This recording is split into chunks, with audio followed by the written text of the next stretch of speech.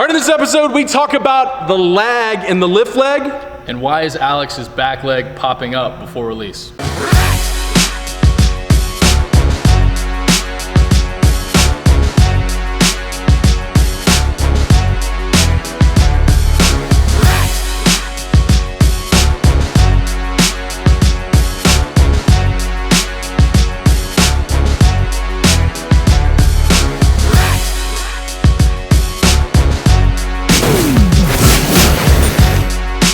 Porcio, Bob Wheatley, Stephen Godani here at the Top Velocity #PitchTip Show, where you go to Twitter, Facebook, Instagram, Snapchat, Periscope, which are on live right now.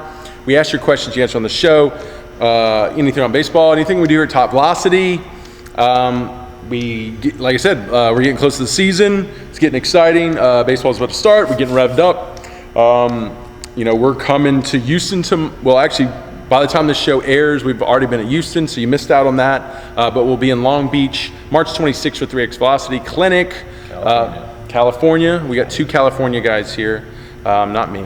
But also Yankees. We'll be this summer, get set up for the summer. A lot of 3X Velocity camps going off. I mean, we've got them through March. We've got them all into the summer. So get your dates set up because those dates are going quick. And that's about it. Let's just have fun with the show today. So what's the question for today? Cass Kreitlow asks, I have a hard time teaching lead leg path and timing. I try to describe that it lags. Tip or drill that may help simplify.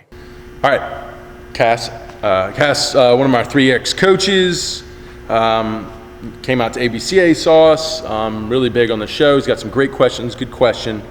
That's tough. The lead leg is tough. And it's cool having Bob here because we've been working a lot before he goes to spring training. If you don't know Bob Wheatley, check out his testimonial. He's going to be with the Cardinals this year. So when I focus on the lead leg, I'm more focused on the hips. And I want Bob to jump in on this and give his side of it. I'm more focused on the hips. Like if somebody's flying open, which Bob tends to want to open the front side really early, I just focus on more counter rotation in the hips. So can we get the hips more counter rotated as we come out of our lift legs and load? The more I can counter rotate those hips, the more that lift leg is going to close off, right? So the longer I can keep them in a counter rotated position and the more I can get them to load into that drive leg to do that, the less time they have to open before front foot strike. I think that's the better way to do it. There's all those old school things of putting your foot on a chair or even someone holding you or the Hershiser drills. I think the Hershiser drills are good. I think more for a beginner level, but for someone trying to throw at a high speed, you're trying to generate so much momentum. It's if you don't understand it through what is really driving it, which is the hip positions.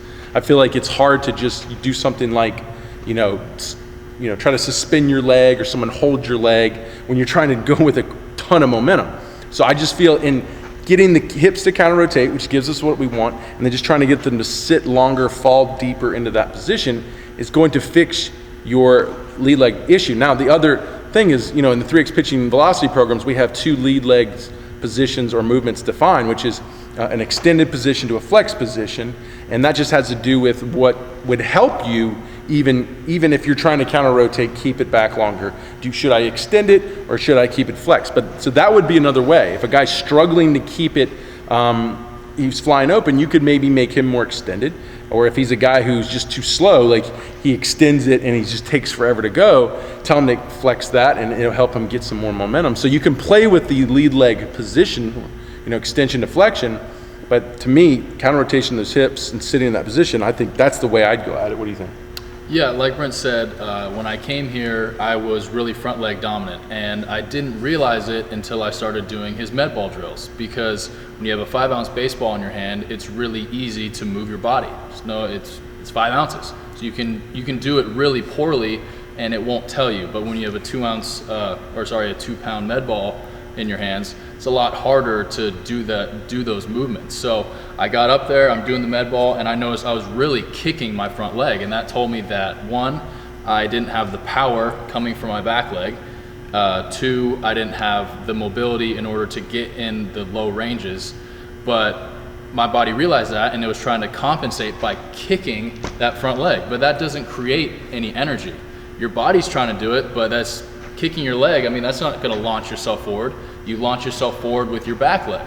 So what we did is we put ankle weights on my front leg, and what that did is instead of making it harder, like a hitter in the on-deck circle, you do a weighted bat, then drop your real bat, and it's lighter. What it did is all of a sudden my ankle went from body weight, let's call that 0, to plus 10 pounds. It's like, shit, okay, I was really throwing that out there. So by having the added weight, it just brought more awareness to that leg, and I could really shut it off and just sit and focus on my back leg drive.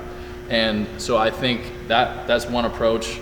You can try the ankle weights, and it will help bring the realization that, okay, my front leg isn't what's bringing the energy. It needs to come from the back. So that's one approach that has helped me. Yeah, I think that's a great one, because what he's saying is those guys that are probably you're trying to get to keep the lift leg back longer is someone that you see is trying to use it too aggressively, and it needs to be a more passive part of the biomechanics, because the hip momentum is going to better come from the leg that it's actually pushing into the ground, right? So showing someone that they're trying to be too aggressive with an ankle weight, yeah, that would be a really good way to do it. I like that. It's actually, I don't know, we haven't done much of it in a lateral movement through your delivery. I do it when I do my sleds. Does it feel much different than in a linear? It does, yeah. I would say that, like, if you're pitching and you're on the mound and you're a guy that flies open early, you have to ask yourself, why do I do that?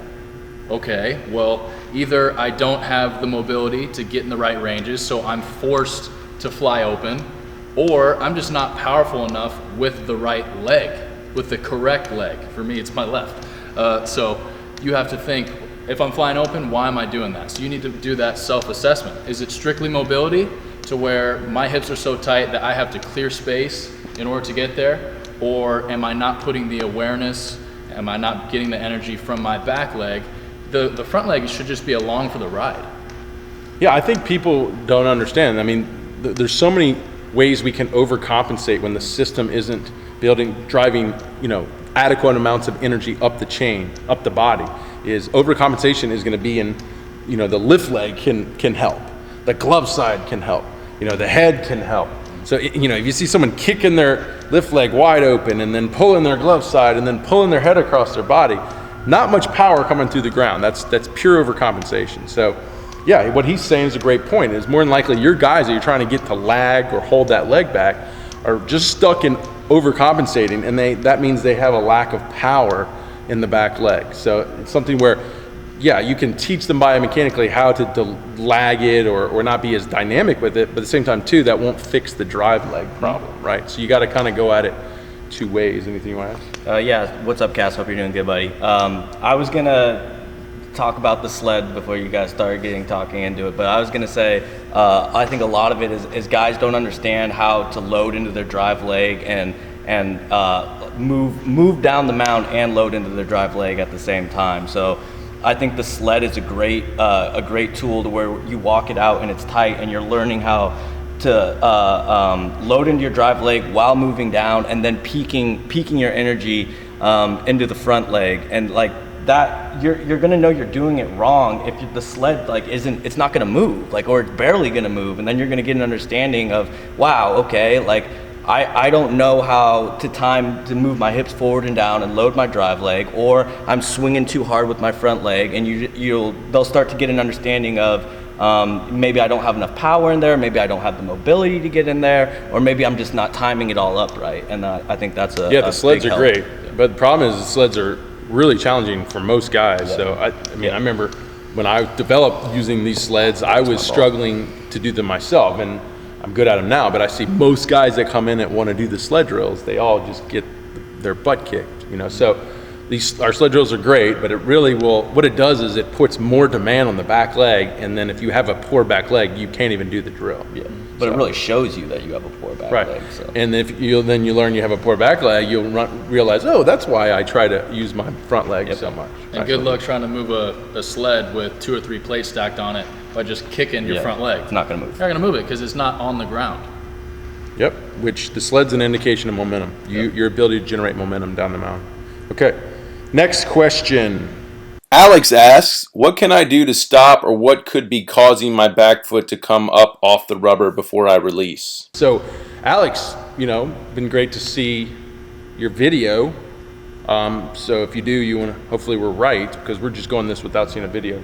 I assume it's the cause of the lack of hip to shoulder separation. So if you're someone going into front foot strike and your hips and shoulders come through together, that leg's gonna wanna pick up early at release. Also, because you're very vertical in your front leg. If you were behind your front leg, it would hold the back leg down. But say you hit with the more vertical front leg, that means your hips pop up and you got hips and shoulders together. That would cause my foot coming up, if I can get it up in the video there, my foot coming up at release, and that would more than likely be the case. So that means you need to create more hip to shoulder separation. So hip to shoulder separation is going to be, what happens is, and also too, getting more behind your front leg, and your hips come through and your shoulders are still closed. Now I have an adequate amount of weight still distributed or sitting on the back leg until I release, but that would prevent the leg from popping up. So it's a problem, because if it is linked to poor hip to shoulder separation and more vertical front leg, you'll never throw hard like that. Anything you want to add? Yeah, I like this question because this is something that I really didn't have a good understanding of for a very long time. And I pitched at USC. Tom House was my pitching coach my freshman year there. And for those of you who don't know about Tom, he's really big on, one, stride length, but he also coaches the importance of the drag line, both the direction of that being towards home plate and also the length. So I remember we were really big on, after our pens, we'd look at the mound and we'd measure off, to see how far we were striding, and we'd also measure off and see where our drag line was. And I had no drag line at all. I would pick up and then I would tap down right at release. Like if my stride was 6 feet, I would tap down at like 3. So it wasn't a true drag line, and I would do all these drills, like focusing on, all right, like, drag it. And I think I had a poor understanding of what causes that. Now that I've been here and now that I've started to do it, I know what causes it. And it's exactly that. It's a reaction of an action. So if you're thinking, all right, I really gotta, I got the pitcher's toe, I really gotta make sure I drag my toes and stuff. No, don't worry about that at all. If you have a good hip drive and really drive that hip through, it's just gonna happen. It'd be like if you were, a dead body or something and someone's dragging you, it's gonna happen. Your hip is leading you and your toes are gonna drag on the ground. That's just how it happens. But if you're not driving hard through that back leg, or like if I'm throwing this way and my hips just stay pointing towards the camera, then you're gonna look like a bowler, because that hip isn't coming through. All of a sudden your leg isn't in that, for lack of a better word, dead body position. You need to be through, and my toes are on the ground. So it's a reaction to an action.